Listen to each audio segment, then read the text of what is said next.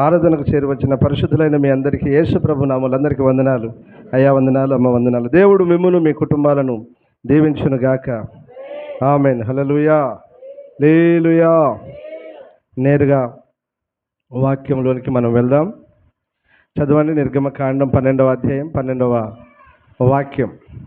ఆ రాత్రి నేను ఐగుప్తు దేశమందు సంచరించి ఐగుప్తు దేశమందలి మనుషులలోనే గాని జంతువులలోనే గాని తొలి సంతతి అంతయు హతము చేసి ఐగుప్తు దేవతలకు అందరికి తీర్పు తీర్చేదను. ఆమేన్. హల్లెలూయా. రైట్. అలాగే 11వ అధ్యాయం 4 నుంచి 6 వరకు చదవండి. మోషే ఫరోతో ఇట్లా నేను యెహోవా సెలవిచ్చినదేమనగా, మధ్యరాత్రి నేను ఐగుప్తు దేశంలోనికి బయలువెళ్ళెదను. అప్పుడు సింహాసనం మీద కూర్చున్న ఫరో తొలిపిల్ల మొదలుకొని తిరుగల విసురు దాసి తొలిపిల్ల వరకు ఐగుప్తు దేశమందలి తొలిపిల్లలందరూ చచ్చెదరు. జంతువులలోనూ తొలిపిల్లలు చచ్చును. అప్పుడు ఐగుప్తు దేశం అంతటా మహాఘోష పుట్టును. అట్టి ఘోష అంతకు ముందు పుట్టలేదు, అట్టిదిక మీదట పుట్టదు. యెహోవా ఐగుప్తీయులను ఇజ్రాయేలీయులను వేరుపరచునని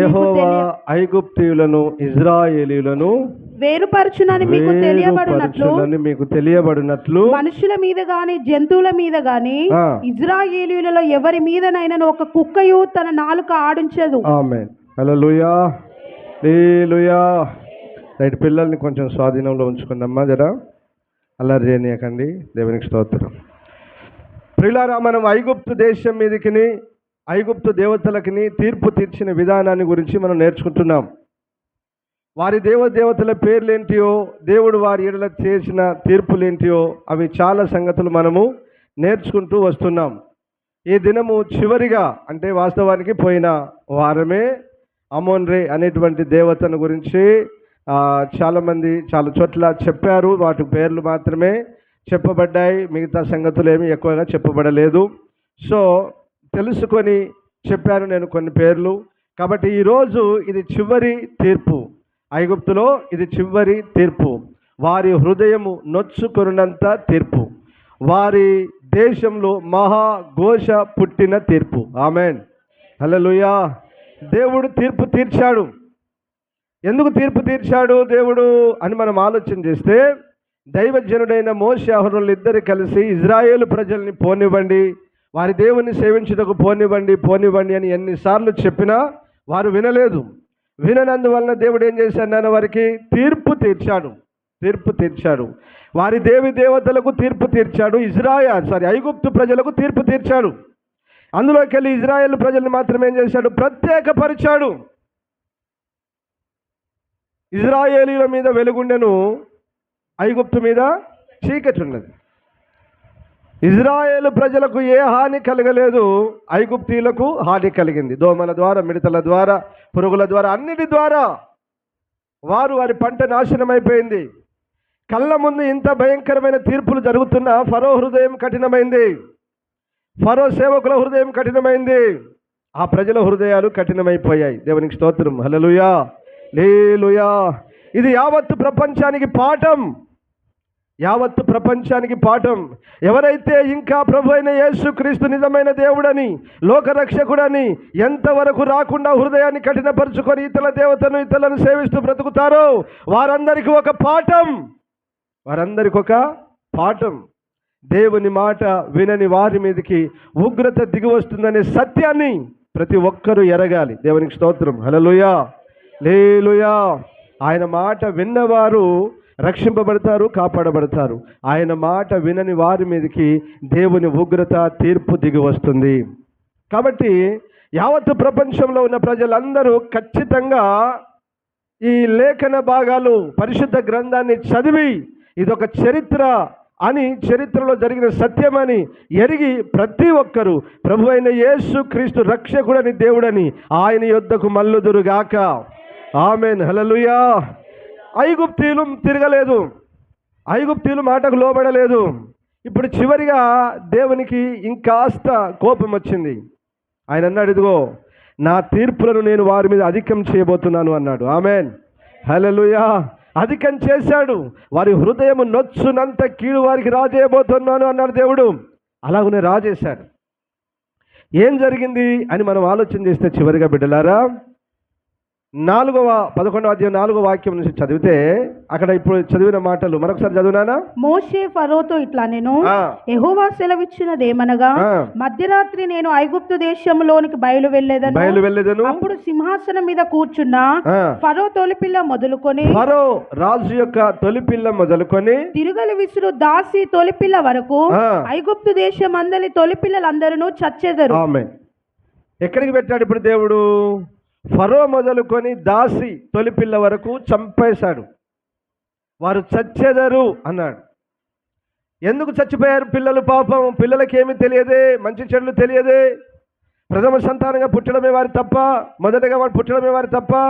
కాదు కాదు కాదు. వారి తల్లిదండ్రులు, వారిని ఏలుతున్న రాజులు, వారి అధికారులు, వారి నాయకులు దేవుని మాటకు లోబడలేదు. ఫలితం ఏంటి? నాన్న? పిల్లలు చచ్చిపోయారు. పెద్దలు మాట వినడానికి ఎవరు చనిపోయారు? పిల్లలు చనిపోయారు. చాలా బాధాకరం, బాధ అనిపిస్తుంది. కానీ ఇది దేవుని తీర్పు, ఇది దేవుని తీర్పు. నా మాట వినకపోతే అన్నాడు ప్రభు. కాబట్టి బిడ్డలారా, మనకు పాఠం ఏంటంటే దేవుని మాట వినుట శ్రేష్టం. ఆమేన్, హల్లెలూయా, హల్లెలూయా. దేవుని మాట వినాలి, దేవుని మాటకు లోబడాలి. రైట్. ఇప్పుడు మరి దేవుడు నరహంతకుడా? దేవుడు మనుషులను చంపేవాడా? కానీ వాస్తవానికి అక్కడ దేవుడు నేనే చంపుతాను అంటాడు, కానీ ఆయన చంపడు. ఎప్పుడే కానీ గుర్తుపెట్టుకోండి, నరహత్య దేవుడు చెయ్యడు. నరహత్య చేసే ఒక కటికోడు ఉన్నాడు. ఎవరు? ఒక కటికోడు ఉన్నాడు. చంపేవాడు ఒకడున్నాడు. 12వ అధ్యాయం 23వ వాక్యం చదువు. 12:23. యెహోవా ఐగుప్తీయులను హతము చేయుటకు దేశ సంచారము చేయుచు ద్వారబంధపు పైకమ్మి మీదను 2 నిలువు కమ్ముల మీదను ఉన్న రక్తమును చూచి యెహోవా తలుపును దాటిపోవును. మిమ్ము హతము చేయుటకు మీ ఇండ్లలోనికి సంహారకుని చొరనీయడు. కాబట్టి మీరు నిరంతరము మీకును మీ కుమారులకును దీనిని కట్టడగా ఆచరింపవలెను. ఆమేన్. 12వ అధ్యాయం 23వ వాక్యాన్ని మీరు చదవగలిగితే బిడ్డలారా, దేవుడు ఐగుప్తీయులను చంపుటకు, సంహరించుటకు దేశ సంచారము చేసినప్పుడు ఇజ్రాయేలీల గృహములోనికి సంహార దూతను రానియకుండా కాపాడబడాలంటే వారికి ఒక పని చెప్పాడు. ఏం చెప్పాడు? ఇజ్రాయేలీలారా, మీరు ప్రతివాడు ఇంటికి ఒక గొర్రెను కానీ మేకను కానీ తీసుకోండి, దాన్ని వధించండి, దాని రక్తము తీసి మీ నిలువు ద్వార కమ్ములకు పై అడ్డ కమ్మికి ఆ రక్తాన్ని పూయండి. ఆ రక్తాన్ని చూసి సంహార దూతను మీ ఇంట్లోనికి రానియకుండా నేను దాటిపోతాను అన్నాడు. ఆమేన్, హల్లెలూయా. అదే పస్కా పండుగ, పస్కా బలి ఆచరించండి అన్నాడు. ఈ పస్కా బలి ఆచరించారు వారు. దేవుడు చెప్పినట్లుగానే రక్తాన్ని తీసుకొని 2 నిలువు కమ్మిలకు పై అడ్డ కమ్మికి ఆ రక్తాన్ని పోర్చుకున్నారు. గొర్రెపిల్ల రక్తాన్ని పూసుకున్నారు. కాబట్టి ఇప్పుడు సంహార దూత ఏం చేయట్లేదు? వీరి దగ్గరికి రావట్లేదు అన్నాడు. ఎవడు తెల్లవారు వరకు బయటికి రావద్దు అన్నాడు. ఏమన్నాడు? ఇజ్రాయేలును తెల్లవారు వరకు ఎవరు బయటికి రావద్దు. ఎవరు బయటకు వస్తే వాని ప్రాణానికి వాడే ఉత్తరవాది, చనిపోతాడు. ఎందుకు? పంపింది ఎవరిని? సంహార దూత అంటే అర్థమైంది సంహరించువాడు. సంహరించువాడు అంటే చంపువాడు. సంహరించువాడు అంటే ఎవరు నాన్న? చంపువాడు. సంహారకుడు అన్న చోట ఇంగ్లీష్లో ఏమని వ్రాయబడిందంటే బిడ్డలారా, ఏమంటారు ఇంగ్లీష్లో? దాన్ని ఏమంటారు? డిస్ట్రాయర్ అట. ఏమంటారు? డిస్ట్రాయర్. ఇప్పుడు డిస్ట్రాయర్ అంటే తెలుగులో దాని అర్థం ఏముందంటే నాశనం చేయవాడు. ఎవరు వీడు? డిస్ట్రాయర్ అంటే అర్థం ఏంటిది? అంటే తెలుగులో ప్రతి మాటకు పర్యాయ పదాలు అని ఉంటాయి. పర్యాయ పదాలు, ఇక్కడ ఒక పదం వాడతాడు దేవుడు, వేరొక చోట ఇంకొక. ఈ సంహారకుడు అంటే కొత్త పదం అనుకొని ఏదో అర్థం కాకుండా ఏదో కంగారు పడాల్సిన అవసరం ఏమీ లేదు. సంహారకుడు అంటే వాస్తవానికి సంహరించేవాడు అంటే చంపువాడు అని అర్థం. చంపేవాడిని ఏమంటారు? ఇంకొక మాట బైబిల్లో నాశనం చేయవాడు అని రాయబడింది. ఈ పదం ఎక్కడ ఉపయోగించబడింది? 2 తెస్సలోనిక 2వ అధ్యాయం 3వ వాక్యం చదువునానా? మొదట భ్రష్టత్వము సంభవించి నాశన పాత్రుడగు పాప పురుషుడు బయలుపడితేనే గాని. ఇప్పుడు చెప్పు, ఫుట్నోట్ల కింద అర్థం ఏమన్నా నాన్న? నాశన పుత్రుడు, నాశనము చేయవాడు అంటే ఎవడు? నాశనం చేయవాడు అంటే చంపేవాడే కదా.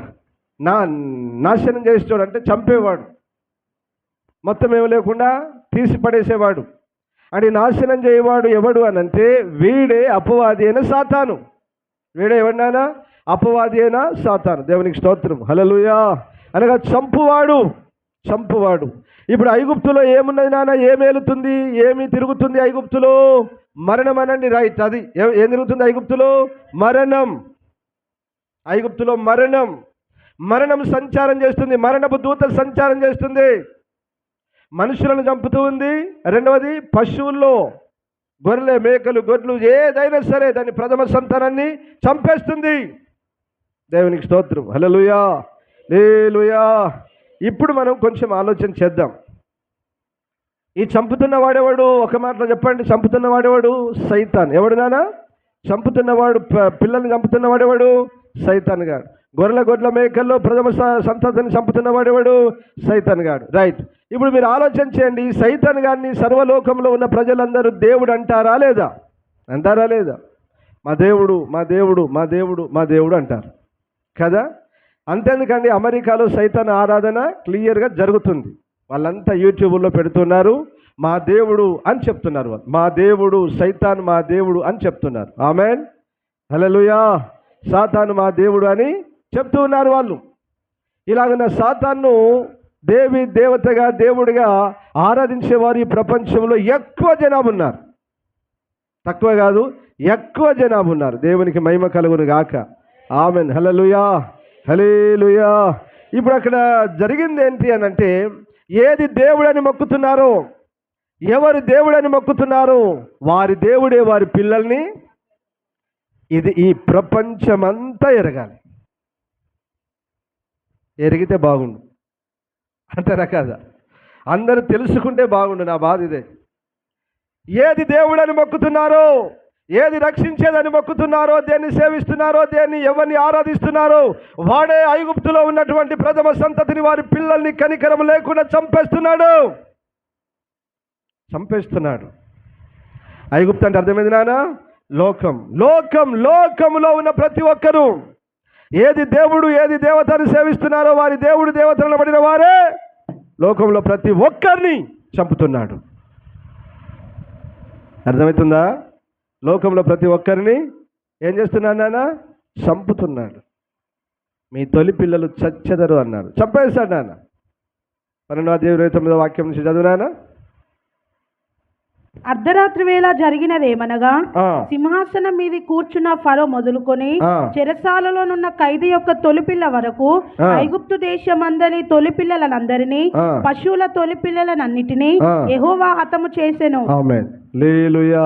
ఇప్పుడు ఇక్కడ ఎవరు హతం చేసినట్టు? ఇక్కడ ఇప్పుడు యెహోవా చంపిండా, సంహార దూత చంపిందా?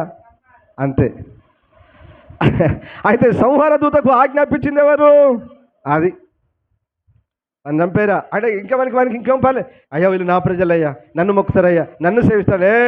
చంపేమన్నారా? That set. నీ పని అదేరా, నీ పని అదే. నీ పిల్లలు ఎవరున్నాడు ఇక్కడ? ఉంటే నా పిల్లలే ఉండాలి. ఆమేన్, హల్లెలూయా. ఉంటే ఎవరి పిల్లలు ఉండాలి? బ్రతికితే భూమి మీద దేవుని పిల్లలే బ్రతకాలరా. చంపేయి అన్నాడు. చంపేశాడండి వాడు. వాని గురించి రాయబడింది, ఆది నుంచి వాడు నరహంతకుడట. ఏంటంటే వాడు, వానిలో సత్యమే, వానిలో కనికరమే, వానిలో ప్రేమే లేదు. వానికి ప్రేమ లేదు, వానికి కనికరం లేదు. వాడు ఆది నుండి అబద్ధికుడు, ఆది నుండి నరహంతకుడు. దేవునికి స్తోత్రం, హల్లెలూయా, హల్లెలూయా. కాబట్టి బిడ్డలారా, ఆ సమయంలో మరణం వాళ్ళను ఏలింది. మరణం వారిని అందరినీ, వారి పిల్లల్ని చంపేసింది. మహాఘోష పుట్టింది ఐగుప్తులో. అక్కడ రాయబడింది కదా, అంతకు మునుపు కానీ ఆ తర్వాత కానీ అలాంటి ఘోష ఐగుప్తులో లేదట. అంత భయంకరంగా ఏడ్చారు. పిల్లలు చనిపోతే ఏడువని వాడేవాడండి ఈ లోకంలో. కానీ చంపుతున్నది ఎవడు అని సత్యాన్ని ఎరగాలి కదండి. చంపుతున్నది ఎవరు అనే సత్యాన్ని ఎరగాలి ప్రజలందరూ. దేవునికి స్తోత్రం. హల్లెలూయా, హల్లెలూయా.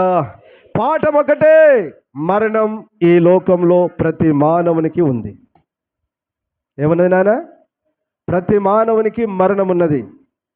అది దేవుని ప్రజలైనా, లోకస్తులైనా, సేవకులైనా, ఎవరైనా కూడా మరణం ఈ లోకంలో ఉన్నది.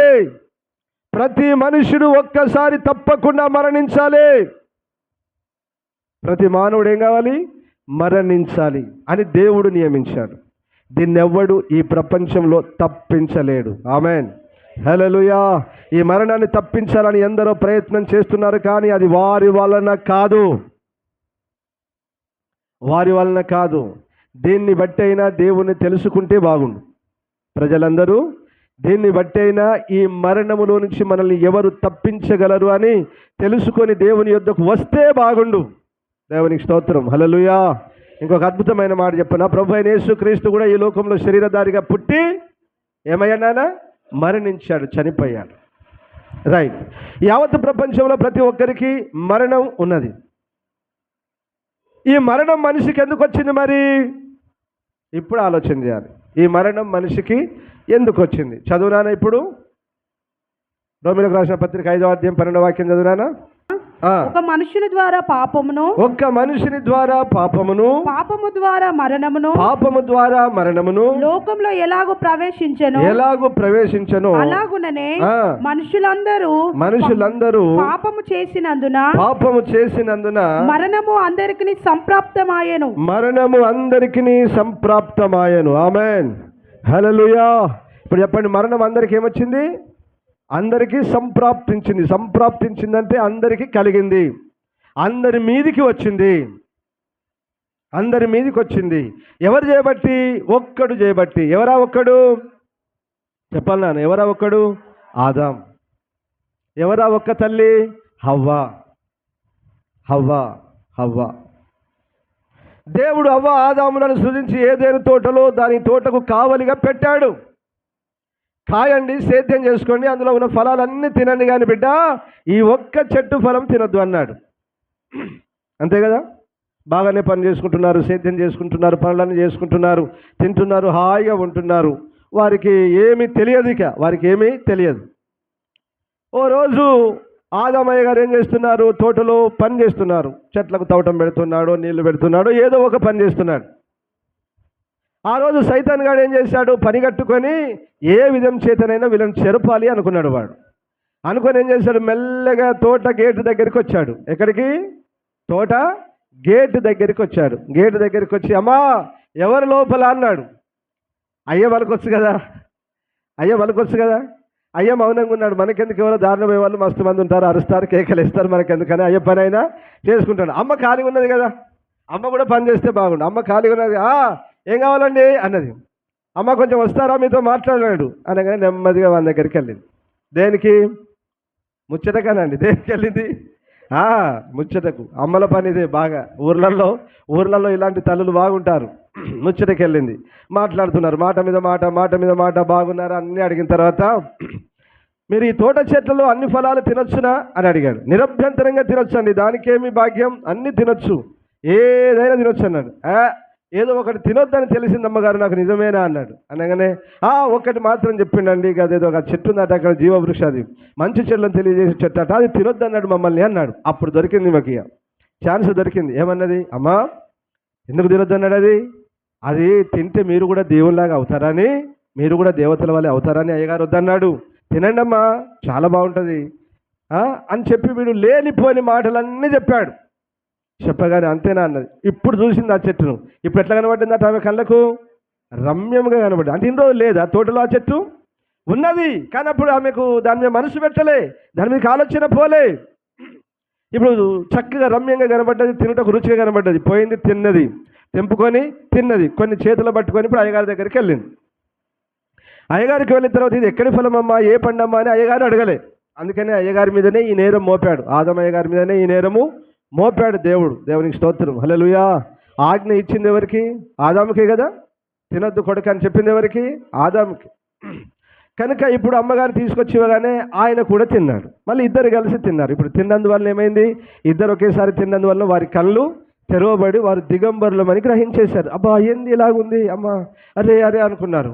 ఒకరినొకరు చూసుకున్నారు, వస్త్రాలు లేవు, దిగంబరులుగా కనబడ్డారు. ఒకరినొకరు అమ్మ ఏంది ఇది బాగాలేదు అమ్మ మా పా అనగానే చెట్ల దగ్గరికి పోయారు. అంజూరపు చెట్లు ఆకులు తీసుకొని ఇనుప కచ్చడాలుగా చేసుకొని చుట్టూ కట్టుకున్నారు. వామ్మో ఎంత పని చేసినావు నువ్వు అది వద్దన్నది, దేవుడు వద్దన్నది తినకుంటుంటే బాగుండు, నువ్వు తెచ్చిచ్చావు, తిన్నాము, ఇలా జరిగింది, ఇప్పుడు దేవుడు ఏమంటాడు అని వాళ్ళు ఆల్రెడీ భయపడుతూనే ఎక్కడున్నారు, చెట్ల చాటున ఉన్నారు. వీరు ఎలాగున భయపడుతున్నారో దేవుడు అప్పుడు దిగొచ్చాడు తోటలోనికి. ఆదామో, ఆవాజు లేదు,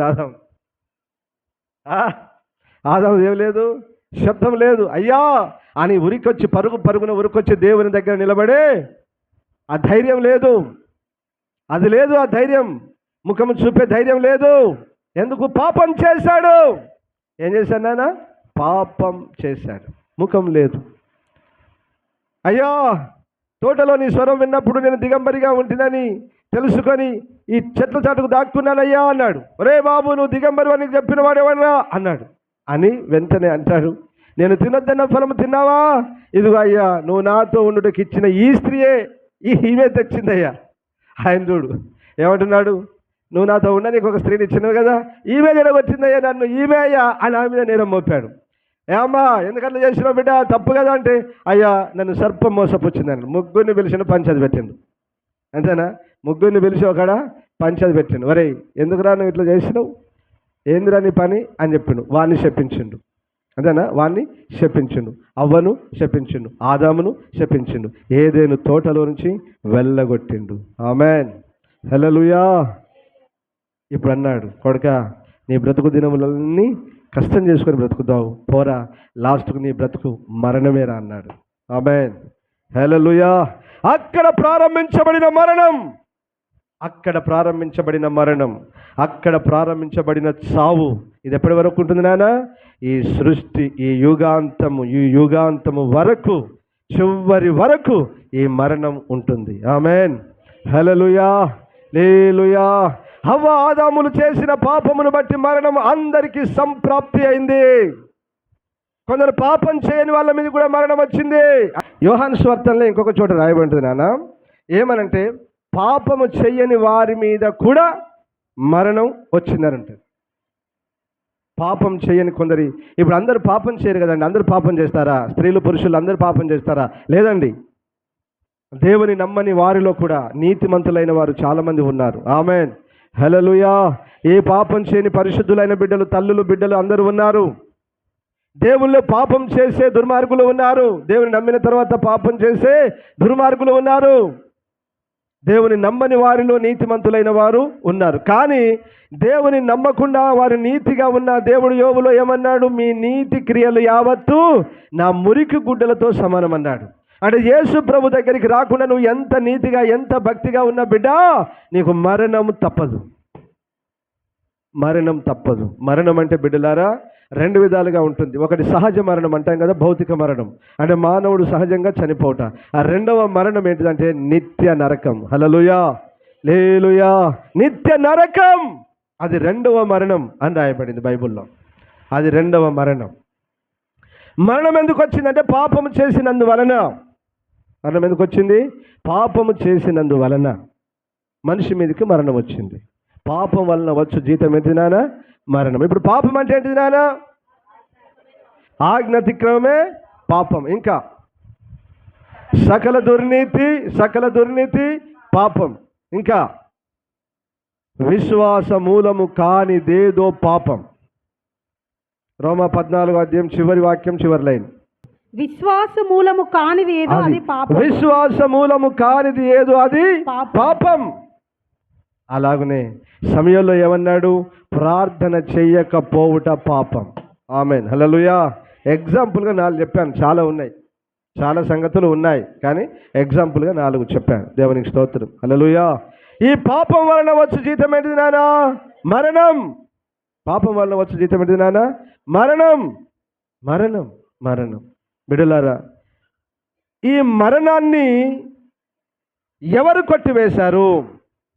ఈ మరణాన్ని ఎవరు తొలగించారు? ఎవరి యొద్దకు వస్తే మన మీద నుండి మరణము తొలగిపోతుంది. ఈ మరణ వేదనను తొలగించేది ఎవరు?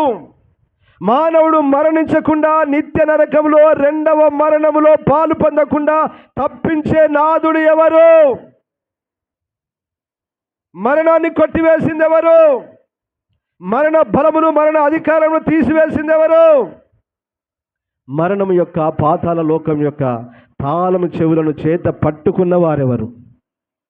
ఎవరు నానా చెప్పాలి? ఎవరు?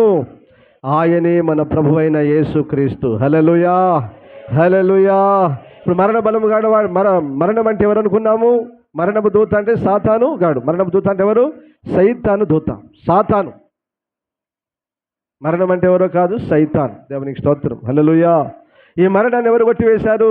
యేసయ్య కొట్టివేశాడు. హెబ్రీలకు రాసిన పత్రిక 2వ అధ్యాయం 14-15 వాక్యాలు. హెబ్రీలకు రాసిన పత్రిక 2వ అధ్యాయం 14-15. కాబట్టి ఆ పిల్లలు రక్త మాంసములు గలవారైనందున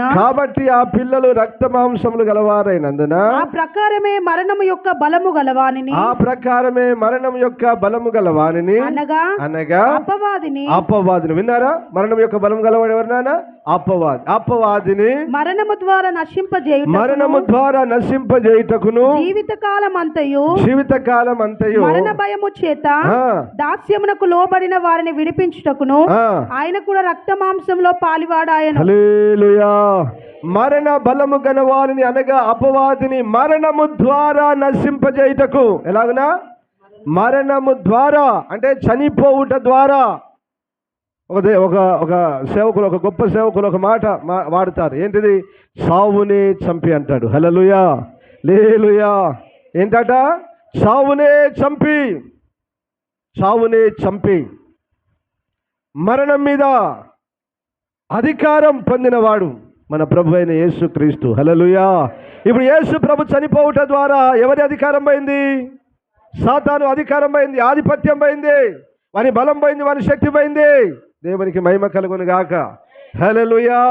యేసు ప్రభు చనిపోతే ఇక దేవుని కుమారుణ్ణి కూడా చంపేస్తున్నాను, ఈ లోకమంతా నా హస్తగతమవుద్ది, నేనే దీన్ని ఏలుతాను, దీని మీద ఎవరికి అధికారం ఉండదని అనుకున్నాడు సాతానుగాడు. కానీ ఆయన చనిపోవుట ద్వారా వీని చావు కూడా అందులోనే దాచబడి ఉన్నదని సత్యాన్ని వారు ఎరగలేకపోయాడు. అలాగైతే వాడు యేసుప్రభును చనిపోనిచ్చేవాడు కాదండి. అలాగైతే యేసుప్రభును చంపేవాడు కాదు, వాడు చనిపోనిచ్చేవాడు కాదు. దేవునికి స్తోత్రం, హల్లెలూయా, హల్లెలూయా. ఇప్పుడు యేసుప్రభు ఏం చేశాడంటే, ఎందుకు ఆయన శరీరధారిగా ఈ లోకంలో పుట్టాడంటే బిడ్డలారా, ఎందుకు ఈ లోకంలో ఆయన శరీరధారిగా పుట్టాడంటే మరణ బలము గలవారిని అనగా అపవాదిని మరణము ద్వారానే నాశనము చేయుటకు. ఏం చేయుటకు? నాశనం అనగా వాని చంపుటకు, వాని బలమును, వాని అధికారమును, వాని ఆధిపత్యమును తీసివేయుటకు ఆయన రక్త మాంసాల్లో పాలివాడయ్యాడు. ఇప్పుడు ఆయన చనిపోయి మరణాన్ని జయించి ఏమంటున్నాడో ఆ 1 కొరింథీ 15వ అధ్యాయం 51వ వాక్యం చదువురానా? ఇదిగో మీకు ఒక మర్మము తెలుపుచున్నాను, మనమందరము నిద్రించము గాని నిమిషంలో ఒక రెప్పపాటున కడపురం రోగుగానే మనమందరం మార్పు పొందుదుము. పూరం రోగును అప్పుడు మృతులు అక్షయులుగా లేపబడుదురు, మనము మార్పు పొందుదుము.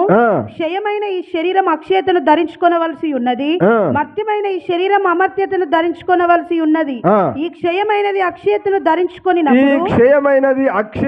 ధరించుకున్నప్పుడు ఈ మర్త్యమైనది అమర్త్యతను ధరించుకున్నప్పుడు విజయమందు మరణము మృంగివేయబడనని వ్రాయబడిన వాక్యము నెరవేరెను. మరణమా నీ విజయమెక్కడ? మరణమా నీ ముల్లెక్కడ? మరణపు ముల్లు పాపం. పాపమునకున్న బలము ధర్మశాస్త్రమే. అయినను మన ప్రభు అయిన యేసుక్రీస్తు మూలముగా మనకు జయము అనుగ్రహించుచున్న దేవునికి స్తోత్రము కలుగును గాక. చెప్పు గట్టిగా ఆమేనని. హల్లెలూయా. మన మీద నుంచి మరణమును కొట్టేశాడు, వాని అధికారం కొట్టేశాడు, ఆధిపత్యం తీసేశాడు. మరణం యొక్క పాతాళ లోకం యొక్క తాళము చెవులను చేత పట్టుకొని తండ్రి సింహాసనం మీద కూర్చున్నాడు. హల్లెలూయా, హల్లెలూయా. పోయింది, పిచ్చెక్కింది, వెంట్రుకలు పీక్కొని అని భయంకరమైన శబ్దంతో వాడు ఏడ్చాడు. ఒక తొక్కు తొక్కాడు, వాడిని తొక్కాడు. ఇది లేఖనానుసారం, ఇది ప్రవచనానుసారం, ఇది వాడు గుర్తుపట్టలేకపోయాడు. ఇది ప్రవచనమా కాదా చెప్పండి మీరు? యేసు ప్రభు సిలువలో చనిపోవటం లేఖనమా కాదా? ఈ సంగతి సైతాన్ గారికి తెలుసా లేదా? చెప్పాలి మీరు. వాళ్ళ లెక్కనే చాలామంది ఉన్నారు ఈ ప్రపంచంలో, క్రైస్తవుల్లో కూడా. ఇప్పుడు చెప్తాను వినండి. ఆదికాండం 3వ అధ్యాయంలో అవ్వ ఆదాములను పామును శపించినప్పుడు ఏమన్నాడు? నీవు అతని మడిమ మీద కొట్టేవు, అతడు నిన్ను, ఆయన నిన్ను. అదిరా, వాడు మర్చిపోయాడు. ఆది కాండంలో వచ్చిన ప్రవచనాన్ని వాడు మర్చిపోయాడు. ఈయన దేవుని కుమారుడు అని చెప్పుకుంటూ తిరిగినప్పటికీ వానికి జ్ఞానం లేదు. వాడు గుర్తుపట్టలేకపోయాడు ఆ ప్రవచనాన్ని. వాని మైండ్లో లేదు, మర్చిపోయింది వాడు. ఎంతసేపు నేను ప్రజల్ని చంపుతున్నాను, ఏలుతున్నాను, అధికారం చేస్తున్నాను, అన్ని చేస్తున్నాను అనుకున్నాడే, కానీ వాడు ఆదిలో ఉన్న ఆ ప్రవచనాన్ని మర్చిపోయాడు వాడు. కనుక వాడు కూడా చనిపోవలసి వచ్చింది. హల్లెలూయా, హల్లెలూయా. సావునే చంపాడు మన యేసయ్య. మరణం యొక్క పాత్రల యొక్క తాళం చెవులను చేత పట్టుకొని అది దేవుని సేవకుల చేతిలో పెట్టాడు. హల్లెలూయా, హల్లెలూయా. వచ్చాడా లేదా పేతురు దగ్గరికి? పేతురు ఏమన్నాడు? పేతురు, ఈ బండ మీద నా సంఘాన్ని కట్టుకొడక అని ఏం చేశాడు? మరణము యొక్కయు పాతాళ లోకం యొక్కయు నీకు ఇస్తున్నాను కొడుక, నీకు ఇస్తున్నానురా, నీ ఎదుట పాతాళలోక ద్వారములు నిలువ నేరవన్నాడు. ఆమెన్, హల్లెలూయా, హల్లెలూయా. ఇది ఒక పేతురుకే కాదు బిడ్డ, సర్వలోకంలో ఉన్న దేవుని ప్రజలమైన మనందరికీ మరణం మీద ఆధిపత్యం, అధికారం ఇచ్చాడు. దేని మీద అధికారం చెప్పునానా? దేని మీద అధికారం? మరణం మీద, అపవాది అయిన సాతాను మీద, ఆ రోగం మీద, పాపం మీద, పాతాళం మీద, అన్నిటి మీద దేవుని ప్రజలమైన మనం అధికారం కలిగి ఉన్నాం. ఆమెన్, హల్లెలూయా. ఆయన తన సేవకులను పంపినప్పుడు మత్తయి సువార్త 10వ అధ్యాయంలో ఏమన్నాడు? వారికి అధికారం ఇచ్చి పంపాడు. అంతేనా? అధికారం ఇచ్చి. మార్కు సువార్త 16వ అధ్యాయం 16వ వాక్యం చదివినప్పుడు ఏమన్నాడు? మీరు నమ్మి బాప్తిసం పొందిన వారు రక్షింపబడతారు, నమ్మని వారికి శిక్ష విధింపబడతారు, నమ్మిన వారి వల్ల ఈ సూచక క్రియలు కనబడును. ఏంటంటే అట ఆయన నామములు ఏం చేస్తారట? దయ్యములను వెళ్ళగొడుతురు, లోగులను బాగు చేస్తున్నారు, విషకరమైన తాగిన ఏ హానించేది, పాములను నెత్తిపారు, తేలను తొక్కుతారు, సైతాన్ని తొక్కి పడేస్తారు. అధికారం, ఆ అధికారం మనకిచ్చాడు. దేవునికి స్తోత్రం, హల్లెలూయా. మరి లోకంలో ఏమేలుతుంది నాన్న? చెప్పాలి. లోకంలో ఏమేలుతుంది? లోకంలో ఏమేలుతుంది? మరణం ఏలుతుంది. లోకస్తులను ఏమేలుతుంది? మరణం ఏలుతుంది. మరి నీకు రాదా మరణం? క్రైస్తవుడా, నీకు రాదా మరణం? వస్తుంది. ఏ మరణం వస్తుంది? సహజ మరణం, భౌతిక మరణం. భౌతికంగా అందరూ చనిపోతారు. యేసు ప్రభువే చనిపోయాడు. ఆయన మార్గంలోనే కదా క్రైస్తవులంతా నడవాల్సింది. ఆయన చనిపోతేనే కదా తండ్రి సింహాసనమే కూర్చున్నది. మనం చనిపోతేనే కదా పరలోకం వెళ్ళేది. భౌతిక మరణం, సహజ మరణం. తర్వాత రెండవ మరణం కూడా ఉన్నది. ఆ రెండవ మరణములో దేవుని ప్రజలు పాలు పొందరు. చెప్పు గట్టిగా ఆమేనని. హల్లెలూయా. రెండవ మరణం దేవుని ప్రజల్ని ఏలదు అది. కాబట్టి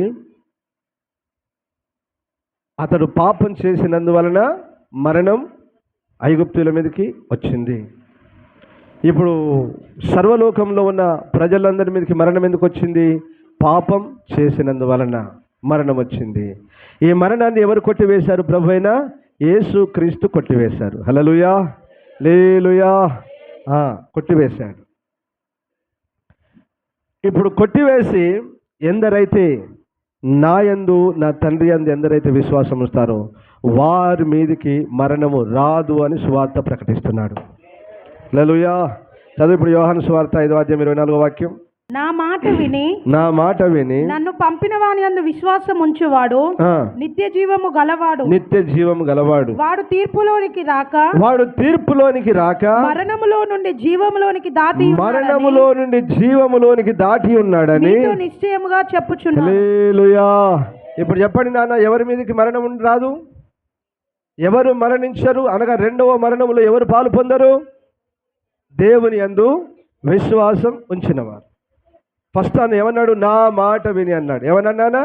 నా మాట విని, యేసయ్య మాట విని, ఆయన ఏ దేవుడైతే ఏ తండ్రి అయితే పంపాడో ఆ తండ్రి యందు విశ్వాసముంచువాడు, హల్లెలూయా లేలుయా, విశ్వాసముంచువాడు ఏం చేయడట? మరణం అతని మీదకి రాదు, తీర్పు అతని మీదకి రాదు. అతడు తీర్పులోనికి రాడు, మరణం అతని మీదకి రాదు. ఆ మరణములో నుంచి ఎక్కడికి దాటి ఉన్నాడట? జీవములోనికి దాటి ఉన్నాడు. హల్లెలూయా హల్లెలూయా. జీవం అంటే ఏంటిది నాన్న? నిత్య జీవం. జీవం అంటే ఏంటిది నాన్న? నిత్య జీవం, పరలోకం. పరలోకం ఎవరికి నిత్య జీవం? ఎవరికి పరలోకం అంటే దేవుని మాట విన్నవారికి, దేవుని యందు విశ్వాసం ఉంచిన వారికి. హల్లెలూయా లేలుయా. పాపం చేసిన వారు తప్పకుండా మరణిస్తారు నాన్న. మీకు ఒక విషయం చెప్పనా? ఎవరి మీదకి మరణం వస్తుందంటే ఒక 2 మాటలు చెప్తాను, చదువునానా. ఏంటది? రోమీలకు రాసిన పత్రిక 8వ అధ్యాయం 5వ వాక్యం చదువునానా. శరీరానుసారులు శరీర విషయముల మీద మనసునుంతురు, ఆత్మానుసారు ఆత్మ విషయముల మీద మనసునుంతురు. ఆత్మానుసారులు ఆత్మ విషయముల మీద మనసుంతురు. శరీరానుసారమైన మనసు మరణము, శరీరానుసారమైన మనసు మరణం, ఆత్మానుసారమైన మనసు జీవమును సమాధానమునై ఉన్నది. ఇప్పుడు అందరూ ఆమె చెప్పండి గట్టిగా, హల్లెలూయా. ఇప్పుడు నన్ను చూడండి. శరీరానుసారులు శరీర విషయముల మీద మనసు పెడతారు. ఆ శరీరానుసారమైన జీవితం ఏంటిదట? శరీరానుసారమైన మనసు ఏంటిదట? అది మరణం. అంటే శరీరం ఏమంటుంది నాన్న? అమలారా, శరీరం ఏమంటుంది బిడ్డ? సుఖించుదుమా నా ప్రాణమా, సుఖించు, తిను, తాగు, ఎంజాయ్ చేయి, అంతే కదా. పాపం చెయ్యి అంటదట. ఏంటిది? శరీరం. ఏంటిది? శరీరం, మనస్సు. శరీరానుసారమైన మనస్సు ఏమంటది? శరీరము పాపం. ఆ మనసు ఏమంటది? శరీరంతో పాపం చేయి అంటది, తిను అంటది, తాగంటది, ధరించుకో అంటది, కట్టుకో అంటది, ఇష్టానుసారంగా బ్రతుకంటది. ఈ శరీరానుసారమైన మనసు ఏంటిది? మరణం. ఇది ఇప్పుడు మీరు చెప్పండి నాన్న, ఇది అన్యులు మాత్రమే ఇలాగున అనుసరించి జీవిస్తారా? క్రైస్తవుల్లో కూడా తమ మనసుకు కలిగిన వ్యర్థతను అనుసరించి జీవించేవారు క్రైస్తవుల్లో కూడా ఉన్నారా లేరా? ఉన్నారు. అంటే ఇప్పుడు ఈ మరణం ఒక అన్యులకైనా క్రైస్తవులకు కూడానా? అది మనం విశ్వాసం ఉంచావు కదా, రక్షణ పొందావు కదా, కాపాడాలి కదా, పరలోకం తీసుకుపోవాలి కదా. ఏదో శరీరానుసారంగా ప్రవర్తించినంత మాత్రాన మరణం, నిత్య నరకం, రెండవ మరణం మన మీదకి రావాలా? మరి రావాలా? వస్తుందనరా? వస్తుంది. రాదనేది లేదు. దేవునికి ఎవరైనా ఒక్కటే. నువ్వు నన్ను నమ్మావు, నా మాట విను, నేను చెప్పినట్టు బ్రతుకు బిడ్డ అంటాడు. కానీ నీ ఇష్టానుసారంగా బ్రతికితే పరలోకం ఇస్తానని దేవుడు ఎప్పుడు ఎక్కడ చెప్పలేదు. Amen hallelujah. ఎలాగో పడితే అలాగో బ్రతికితే పరలోకం దొరకదు. దేవుని వాక్యానుసారంగా బ్రతికిన వారు మాత్రమే నిత్య జీవములు అడుగు పెడతాడు, మరణం తప్పించుకుంటాడు, పాపంలోంచి విడుదల పొందుతాడు. ఆమెన్ హల్లెలూయా హల్లెలూయా. రెండో మాట చదివిస్తాను. క్రైస్తవులు అనుకుంటున్నారు మేము నమ్మాము, మాకు ఇక మరణం లేదనుకుంటున్నారు, కాబట్టి అందుకు చదివిస్తున్నాను. యాకోబు పత్రిక 1వ అధ్యాయం 14-15 వాక్యాలు చదివానా? ప్రతివాడును తన స్వకీయమైన దురాశల చేత అది స్వకీయమైన అంటే అర్థం ఏంటి నాన్న? తెలుగులో సొంత కదా, సొంత తనకు కలిగిన సొంత దురాశల చేత ఈడవబడి మరలు గొల్పబడి లోపల మంట, మరలు గొల్పబడి కావాలి, చెయ్యాలి, పెట్టుకోవాలి, తాగాలి, తిరగాలి. స్వకీయమైన సొంత దురాశ. ఇప్పుడు ఏంటమ్మా అలాగ చేసామంటే, ఇప్పుడు అవేమన్నది సైతాన్ నన్ను మరి ఇంత విషం ఇచ్చి తాగంటే తాగుతుందావా? ఆ విషం ఇచ్చి తాగమంటే తాగుతుందా? తాగదు కదా. ఇప్పుడు ఏందమ్మా అట్లా చేసినట్ట? పక్క ఆమె చెప్పిందండి, నేను అందుకే అలా చేశాను. మరి పక్క ఇంత విషయం ఇస్తే తాగుతావా? తాగవు కదా. ఎవడో దొంగ జరుపుతారు, ఏదో పక్క దొంగ జరుపుద్ది. ఆ దొంగల మాటలు ఎలాగుంటావు నువ్వు? నీతిమంతుల మాటలు ఎందుకు వినవు? దేవుని సేవకుల మాటలు ఎందుకు వినవు? దొంగల మాటలు వింటావు, పనికిమాలిన మాటలు వింటావు. నీ స్వకీయ దురాశ, నీకు దురాశ వచ్చింది. నీకేమొచ్చింది? నీకు దురాశ, చెడాశ వచ్చింది. స్త్రీకి ఏ ఆశ వస్తుంది చెప్పండి? అరే నోరు లేదా? ఏమొస్తుందండి స్త్రీలకు? పురుషులకి దురాశ. ఏ ఆశ? ఒకరిని చూస్తే బాగున్నాడు, వానితో పాపం చేయాలనే ఆశే. ఒక స్త్రీని చూస్తే బాగుంది, ఆమెతో పాపం చేయాలనే ఆశ, దురాశ. దావీదు మరలు కొల్పబడ్డాడు. దావీదు ఏమైండు? అబ్బా సూపర్ ఉంది, అరే ఇవాళ రాదు, పిలుచుకురాపో, చేశాడు. తప్పు, పాపం. స్తోత్రం, హల్లెలూయా. స్వకీయ దురాశల చేత ఈడవబడి మరలు కొల్పబడిన వాడై శోధింపబడును. దురాశ గర్భము ధరించి పాపమును కనగా పాపము పరిపక్వమై మరణమును కనును. ఆమేన్, హల్లెలూయా. అని ఇప్పుడు ఎవరి మీదకి మరణం వస్తుంది? దురాశ అనండి. అది ఎవరి మీదకి మరణం వస్తుంది? దురాశ కలిగిన వాని మీదకి మరణం వస్తుంది.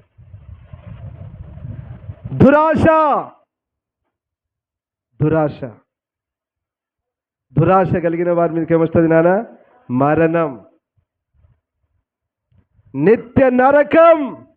మారాలి. మన బ్రతుకులను ఏం చేయాలి బిడ్డ? మార్చుకోవాలి. హెజ్కేల్ 18వ అధ్యాయంలో అద్భుతమైన మాట ఉంటుంది, చదువునానా? హెజ్కేల్ 18వ అధ్యాయం 24 నుంచి చదువునానా? అయితే నీతిపరుడు తన నీతిని విడిచి పాపము చేసి నన్ను అక్కడ ఇప్పుడు చెప్పండి నాన్న, మీరు అందరూ అమ్మలారా, మీరు నీతిమంతులే కదా? మీరందరూ నీతిమంతులైన మీరు ఎలాగ బ్రతకాలి? మళ్ళీ నీతిగానే బ్రతకాలి, పరిశుద్ధంగానే బ్రతకాలి. నీతిమంతుడు తన నీతిని విడిచి పాపము చేసిన ఎడల, దుష్టులు చేయు హేయ క్రియలన్నిటి ప్రకారము జరిగించిన ఎడల అతడు బ్రతుకునా అతడు చేసిన నీతి కార్యములు ఏ మాత్రమును జ్ఞాపకంలోనికి రావు. అతడు విశ్వాసఘాతకుడై చేసిన పాపమును బట్టి మరణము నొందును. ఆమేన్. ఇప్పుడు చెప్పండి నాన్న, నాకు ఇది పెద్ద ప్రశ్నగా ఉన్నది. ఇన్ని రోజులు, ఇన్ని నెలలు, సంవత్సరాలు అనుకోండి, క్రైస్తవులు దేవుని బిడ్డలు పాపం చేస్తే బ్రతుకుతారా అనేది నాకు చాలా నన్ను వేధించిన ప్రశ్న. నన్ను వేధించింది ఈ ప్రశ్న. నీతిమంతులే కదా, దేవుని నమ్మిన బిడ్డలే కదా, తెలుసో తెలియక ప్రభువా పాపం చేస్తే మరి మా పితరులను నువ్వు క్షమించావు కదా, దావీదు లాంటి వాళ్ళను, కొందరు తెలియక చేసిన వాళ్ళను మీరు క్షమించారు కదా ప్రభువా, మరి వీరిని కూడా క్షమిస్తేంది అని నేను మాత్రమే అనుకున్నాను, అంతే. నేను అనుకున్నాను క్షమించబడతారేమో అని. కానీ మొన్న ఈ వాక్యాన్ని చదువుతున్నప్పుడు సడన్గా ప్రభువు తన వాక్యం చేత నన్నే దర్శించినట్టు అనిపించింది. ఈ మాట నన్నే దర్శించినట్టు అనిపించింది. ఎందుకు? నీతిమంతుడు తన నీతి క్రియలను విడిచి దుర్మార్గులు దుష్టులు చేసినట్లుగా పాపపు క్రియలు చేసిన ఎడల వాడు బ్రతకాడు, నిశ్చయంగా వాడు మరణిస్తాడు, చచ్చిపోతాడు. కనుక ఇప్పుడు మనం ఏం కలిగి ఉండాలి? నీతిమంతులమైన మనము దేవుని యందు భయం భక్తి కలిగి నీతి మార్గంలో నడుస్తూ పరిశుద్ధంగా బ్రతికినట్లయితేనే ఆ మరణం అనేది మన మీదకి రాకుండా, రెండవ మరణం, నిత్య నరకం, నిత్య ఆజ్ఞ మన మీదకి రాకుండా కాపాడబడతాం. యుగాలు ప్రభుతో కూడా బ్రతుకుతాం. నీతిమంతుని అంటావు, పనికి మాలిన పనులు చేస్తావు. ఎలాగునా? నీతిమంతుని అంటావు, బూతులు మాట్లాడతావు. నీతిమంతుని అంటావు, వ్యభిచరిస్తావు. నీతిమంతుని అంటావు, దొంగతనం చేస్తావు. నీతిమంతుని అంటావు, మోసం చేస్తావు. నీతిమంతుని అంటావు, పక్కొని దోచుకుంటావు. ఎలాగునా నీతిమంతుడవు నువ్వు? ఎలాగునా నువ్వు నీతిమంతుడవు? నానా? వద్దు బిడ్డ, ఇది కృత నిబంధనలో కాదు నాన్న, పాత నిబంధనలోనే చెప్పాడు. హెజ్కేల్ పుస్తకంలోనే చెప్పాడు, నీతిమంతుడు తన నీతిని విడిచి. ఇక అన్నాడు, వాని నీతి క్రియలు నాకు జ్ఞాపకం రావురా అన్నాడు ప్రభు. చూడండి అక్కడ, నీతి క్రియలు ఇక నాకు జ్ఞాపకం రావు. అదేంది ప్రభు, అంతకాలం యథార్థంగా బ్రతికిండయ్యా, నీతిగా బ్రతికిండు, మంచిగా బ్రతికిండు ప్రభు, ఒకసారి క్షమించవచ్చు కదా? నో నథింగ్, అవేమి కుదరవు. అందుకని హెబ్రీ పత్రికలో అన్నాడు, బుద్ధిపూర్వకంగా పాపము చేసిన యెడల పాపమునకు బలి ఇకను ఉండదు గాని విరోధులను దహించబో తీక్షణమైన అగ్ని ఇక వానికి ఉండును. ఆమేన్, హల్లెలూయా. అగ్ని, రెండవ మరణం నరకం. కాబట్టి క్రీస్తునందు విశ్వాసం ఉంచి క్రీస్తు రక్తం చేత కడగబడి నీతిమంతులుగా తీర్చబడిన ఓ నీతిమంతులారా, దేవుని ప్రజలారా, మీరు ఇక మీదట ఎన్నడూ పాపము చెయ్యరాదు. మరణకరమైన పాపం ఎన్నడూ మీరిక చెయ్యరాదు. అది సరి అయింది కాదు, నేను కాదు చెప్పేది, దేవుని వాక్యం చెప్తుంది. వారి నీతి క్రియలు గుర్తు రావట దేవునికి. అసలు ఇది ఎంత బాధకరం కదా, ఇది ఎంత బాధకరం కదా. గుర్తురావిక వాడు బ్రతుకునా, వాడు బ్రతకడు, నిశ్చయంగా వాడు మరణిస్తాడు అన్నాడు. హల్లెలూయా, లేలుయా. చాలా విషయాలు కలవు, కానీ మనకు సమయం అయిపోయింది కనుక నేను నా మాటలు ముగిస్తున్నాను. ఇప్పుడు మరణం ఎవరి మీద నుంచి కొట్టివేయబడుతుంది అంటే బిడ్డలారా, దేవుని మాట విని దేవుని యందు విశ్వాసం ఉంచిన వారి మీద నుంచి మరణం కొట్టివేయబడుతుంది. హల్లెలూయా, లేలుయా. అలానే రెండవదిగా, ఒకటి మాట విని విశ్వాసం ఉంచిన వారిని, రెండవదిగా నీతిగా బ్రతికిన వారి మీద. ఏంటిది? నీతిగా బ్రతికిన వారి మీద నుండి మరణం కొట్టివేయబడుతుంది. సామెతల పుస్తకం త్వరగా చేయండి ఆ మాటలు. 12వ అధ్యాయం 28 చదువు. నీతి మార్గమునందు జీవము కలదు, దాని త్రోవలో మరణమే లేదు. ఆమేన్. చూసారా, నీతి మార్గమునందు ఏమున్నది? నిత్య జీవం ఉన్నది, కానీ మరణమే ఇదిరా. నీతిని అనుసరించి బ్రతకండ్రా బాబు, నీతిమంతులుగా బ్రతకండ్రా బాబు. అలాగనే మూడవది, అదే సామెతలు 14:27 చదువు. అట్టివారి పిల్లలకు ఆశ్రయస్థానము కలదు, యెహోవా యందు భయభక్తులు కలిగి ఉండుట జీవ సాధకనము, జీవపు ఊట, అది మరణ పాశంలో నుండి విడిపించు. అందరూ ఆమేన్ చెప్పండి గట్టిగా. హల్లెలూయా. అంటే భయభక్తులు గల వారి మీద నుంచి మరణం ఏమవుతుంది? కొట్టివేయబడుతుంది. ఇలా ఏ ఒక్కటి చెప్పినా వారానికి ఒక టాపిక్ చెప్పొచ్చు, మీకు ఇవి తెలవాలని చెప్తున్నాను. అర్థమవుతుందా? అంటే దేవుని యందు విశ్వాసం ఉంచి దేవుని మాట విని బ్రతికిన వారికి, అలాగనే నీతిగా బ్రతికే వారికి, దేవుని యందు భయం భక్తి కలిగి బ్రతికే వారికి ఏం జరుగుతుంది? మరణం కొట్టివేయబడుతుంది, నిత్య జీవం అనుగ్రహింపబడుతుంది. హల్లెలూయా, లేలుయా. అలాగనే 1 యోహాను పత్రిక 3వ అధ్యాయం 14, ప్రేమ గల వారికి అని రాయబడుతుంది. ప్రేమ. మనము సహోదరులను ప్రేమించుచున్నాము గనుక మరణములో నుండి జీవములోనికి దాటి ఉన్నామని ఎరుగుదుము. అందరు గట్టిగా ఆమని చెప్పండి గట్టిగా. లేలుయా, హల్లెలూయా. నీ సహోదరుణ్ణి, నిన్ను వలే నీ పొరుగు వారిని నువ్వు ప్రేమించడం ద్వారా ఏమవుతుంది నాయన? మరణం కొట్టివేయబడి నిత్య జీవంలో అడుగు పెడుతున్నావు. హల్లెలూయా, హల్లెలూయా. ప్రేమ లేని వాడు మరణమందు నిలిచి ఉన్నాడనే సత్యం ప్రతి ఒక్కరు ఎరగాలి. ప్రేమ లేనివాడు మరణమందు నిలిచి ఉన్నాడు కనుక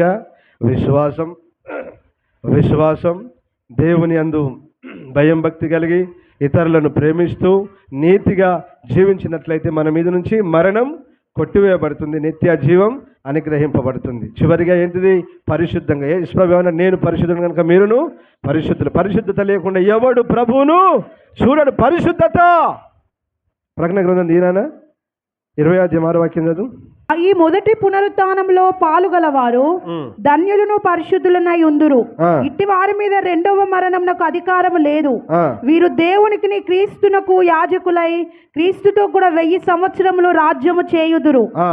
1000 సంవత్సరములు గడిచిన తర్వాత మళ్ళీ ఒకసారి చదువు ఆ మాట. ఈ మొదటి పునరుత్థానంలో పాలుగలవారు ధన్యులను పరిశుద్ధులనై ఉందురు. పరిశుద్ధులు, ధన్యులను పరిశుద్ధులనై ఉందురు. ఇట్టి వారి మీద రెండవ మరణమునకు అధికారము లేదు. ఆమేన్. రెండవ మరణానికి ఏం లేదు నాన్న? అధికారం లేదు. ఇప్పుడు పైన ఏమన్నాడు?